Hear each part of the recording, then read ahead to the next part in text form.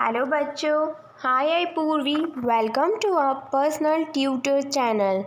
आज हम लोग कक्षा 7 बाल महाभारत कथा का 7वां अध्याय पढ़ेंगे। भीम।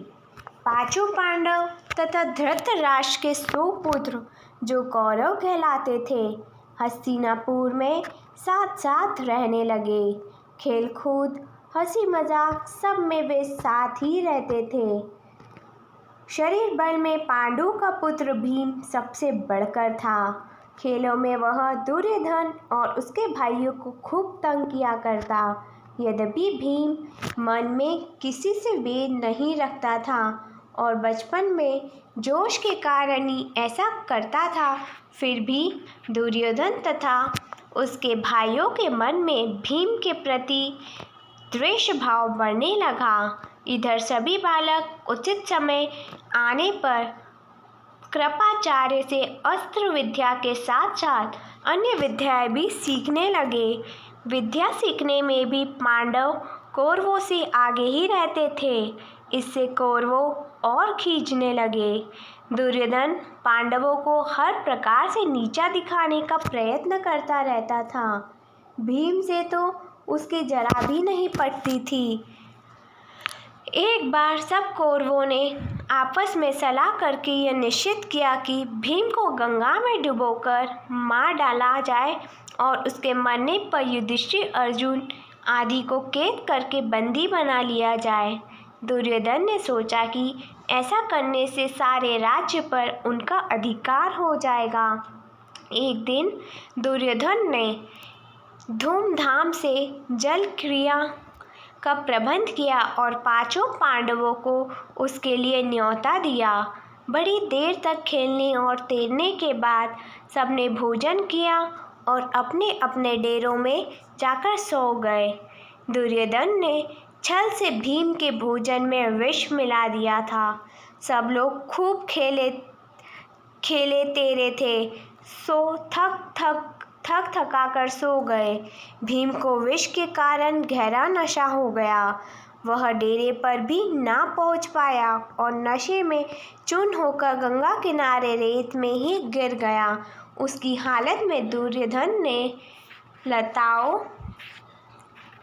लताओं से उसके हाथ पैर बांधकर उसे गंगा में बहा दिया।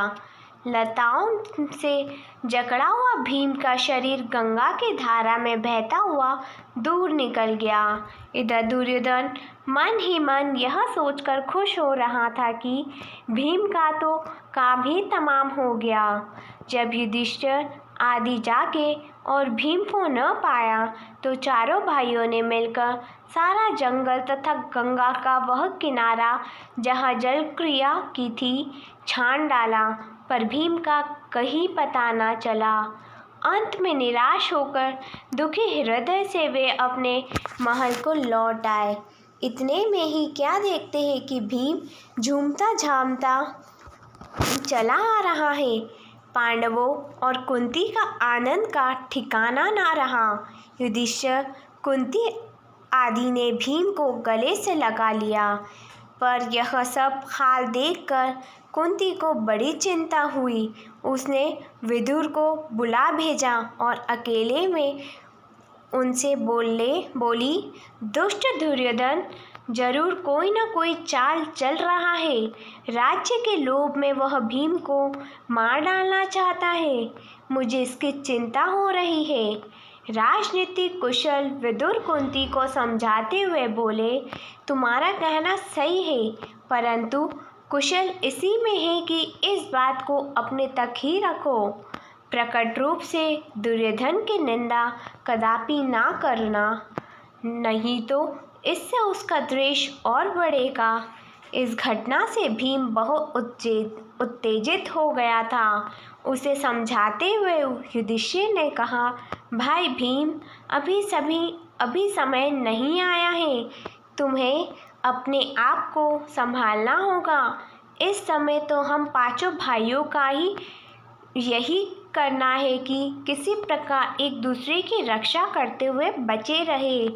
भीम के वापस आ जाने से दुर्योधन को बड़ा आश्चर्य हुआ।